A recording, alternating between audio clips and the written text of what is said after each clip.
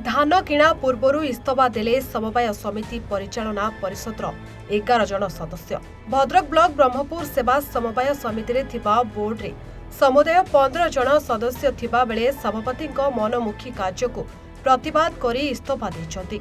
किछि दिन परे धान किणा प्रक्रिया आरंभ हेबो, किंतु एबे बोर्ड रो 11 सदस्यଙ୍କ इस्तफा परे सेवा समवाय समिति रे अव्यवस्था सृष्टि होइछि।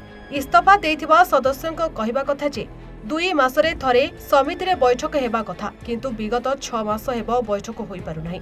पूर्वरु एने भद्रक सर्कल सहकारी निबंधक मध्य अवगत करा जायछि, किंतु एबे इस्तफा परे बोर्ड भांगिबा नै सूचना मिलुछि।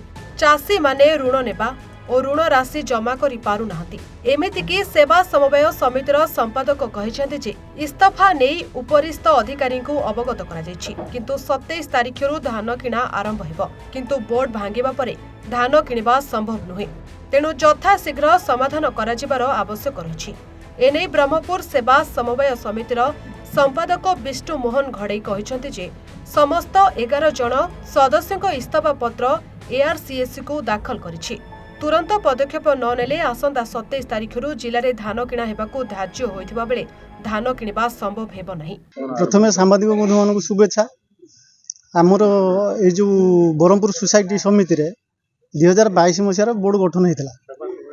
तापरे गोटे वर्ष प्राय चली ठीक समस्त सहयोग तापर ठारू आमर सभापति तांकर मनमुखी कार्य कले, मेंबर मानक समस्त सहयोग कले, जहाँ फल कि आम बोर्ड मेंबर अच्छु 15 जन, ता 12 जन 11 जन आम जापारूनी कौन निष्पत्ति हो किस हो समिति रे।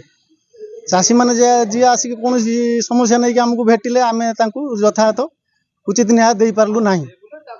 तापर सभापति को आम देखा पाऊना केत आसुच्च आमको संपूर्ण असहयोग कर बाबद आम गत अगस्ट मास एआर मैडम को लेकिन जनईलु।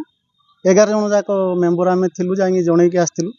सी उपरिस्थ अफिसर एपर्यंत आमको असहयोग कर कौन इनक्वारी ना, कौन पदक्षेप ना। तेणु आसंता काली जिते चाषी अमल कर धान बिक्री कर कौन व्यवस्था ना, कौन मीटिंग हो पारुनी, कोरम हो पारुनी, मीटिंग हो पारुनी, सभापति असहयोग कर मनमुखी ये चलई। ये सामने जो घर देखुन ये घर बाबद घर केमिति है, ये पुराना घर कुआड़े गला, यार कौन हिसाब पत्र ना। तापर कथा होते आमको आम कौन सहयोग कर चाषी की चाषी आमको ये बसई प्रतिनिधि करी जो सहयोग करना यार मैडम अगस्ट मसरू एपर्यंत किसी बुझिले। तेणु आम पुणी थे निष्पत्ति नेलु। गत काली जाकि एआर मैडम पाखे समूह इस्तफा 11 जन जाक समूह इस्तफा देकी आसीचु। आम आगु चिंता करूँ चाषी केमिति सुविधार ये धान 2टा दे पार आमर समिति केमिति ठीक बाटर चली पार, यार यही लक्ष्य नहीं आम गत काली इस्तफा देचु। आज सांबादिक सम्मेलन लक्ष्य हूँ चाषी केमिति भल भाव में ये धान 2टा दे पार तार व्यवस्था करा जाए। जगबंधु महल बोर्ड मेंबर अच्छी प्रेस मीट डाकिचु आमर आगामी दिन में कौन सी आमर प्रेसिडेंट सहयोग कले ना, जेहेतु आम इस्तफा देचु आ चाषी के आम कौन संतुष्ट दे पाइलुनी। आमको कौन कथा पचरा गला ना, सभापति आमको कौन पचारे जेहेतु आम से इस्तफा देचु ना। गोटे वर्ष पर्यंत ठीक ठाक चली एठी मद मांसर आश्रय चलला। राति अधे तापर द्वितीयत हूँ आमर ये बिल्डिंग थी भंगारुजा कले, कौन पचारे कौन किमिति बिक्री होगा कि कौन है कौन से सब आम कि पचारे से आम कौन इस्तफा देचु। जनईलु अगस्ट मसर जनईलु एआर मैडम को जनईलु।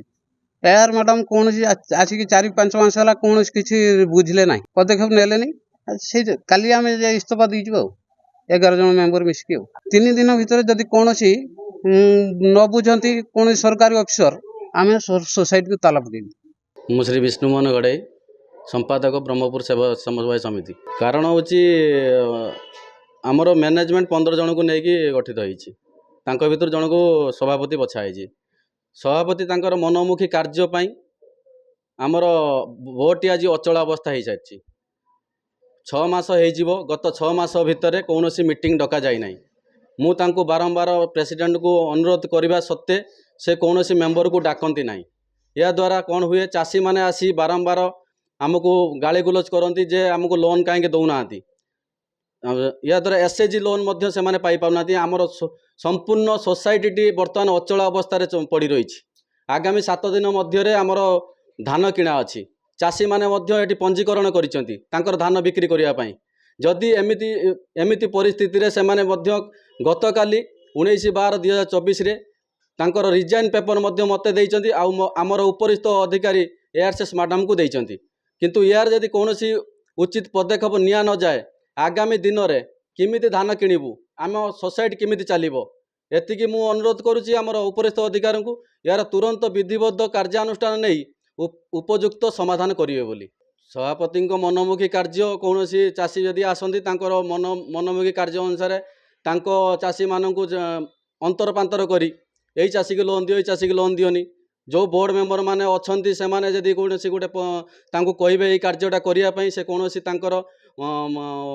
समाधान करती ना कि लोन दियंती ना या द्वारा से माने बहुत वितृष्णा भाव भी होती चाषी मैंने आसिकी दुनिया आसिकी आपण मेंबर पाखे कंप्लेन करती किंतु से कौन कंप्लेन करने द्वारा आम मैनेजमेंट को मुझे जनाए प्रेसिडेंट को जनाए किंतु यार कौन समाधान बाट करती गत 6 मास होमर कौन मीटिंग डका जाए ना मुझे मीटिंग डाकी डाकिले कौन मेंबर आसती ना मु भावुची जदि आमर यार उपरिस्थ अधिकारी या विहित कार्यानुष्ठान नहीं समाधान करेंगे आगामी दिन में सुरखुरे धान किणा जाई परिबो। भद्रक जिल्लारू शुभ्रकांत राउतरायଙ୍କ रिपोर्ट A1 ओडिशा।